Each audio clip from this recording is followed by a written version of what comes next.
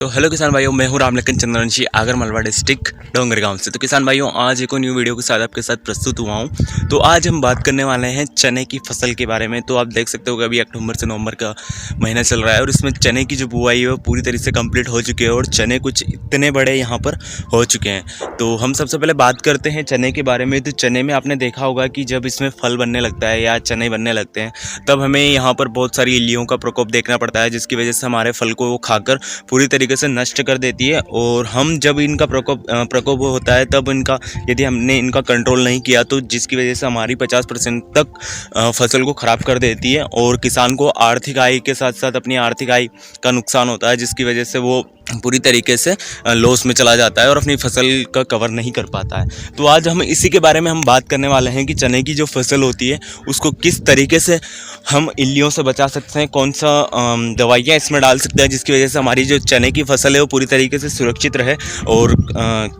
रहे और इल्लियों के प्रकोप से बच सकें। तो आप चैनल पे नए हो तो प्लीज़ सब्सक्राइब जरूर कर देना। तो बताता हूँ मैं आपको कि सबसे पहले किसान भाइयों, चने की जो फसल है उसको इल्लियों के प्रकोप से बचाने के लिए हमें इमामेक्टिन बेंजाइट का स्प्रे करना चाहिए। यह हम फूल आने वाले समय पे ही कर दे तो इल्लियों का जो प्रकोप है वो हमारी चने की फसल में कम से कम हमें देखने को मिलता है और उसी वक्त हम इसका कंट्रोल करने में सफल होते हैं।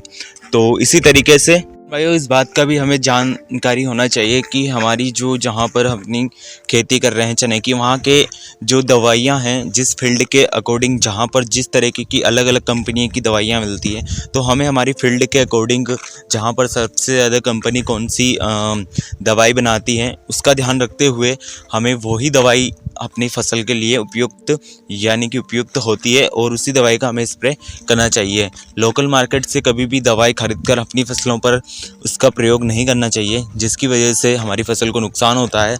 साथ ही यदि एक बार दवाई स्प्रे करने पर पूरी फसल भी बर्बाद हो जाती है। इसलिए हमें हमेशा जो सर्टिफाइड दुकानें होती हैं, जहाँ पर कंपनी की दुकानें होती हैं, वहीं से ही चने की फसल के लिए हमें खरीदना चाहिए। किसान भाइयों, इसी तरीके से हम इमामेक्टिन बेंजोएट का उपयोग करके हमारी जो फसल है चने की उसको हम इल्लियों से बचा सकते हैं। और किसान इसका प्रयोग करते हैं तो उनकी फसल को कोई हानि भी नहीं पहुंचती और उनको कोई लॉस भी नहीं होता। और ध्यान रखना है कि जब फूल वाली अवस्था है तभी हम इसका प्रयोग कर देंगे, जिसकी वजह से हमारी जो इल्ली है वो चने पर पूरी तरीके से कंट्रोल हो जाएगी और जो हमारी वो फसल है उसको कोई नुकसान नहीं पहुंचेगा। तो आज का वीडियो अच्छा लगा हो तो प्लीज़ लाइक कमेंट सब्सक्राइब जरूर कर देना और ऐसे ही वीडियो देने के लिए चैनल को सब्सक्राइब जरूर कर देना ताकि आपको हर वीडियो की नोटिफिकेशन मिल जाए। मिलते हैं नेक्स्ट वीडियो में, तब तक के लिए जय हिंद किसान भाइयों।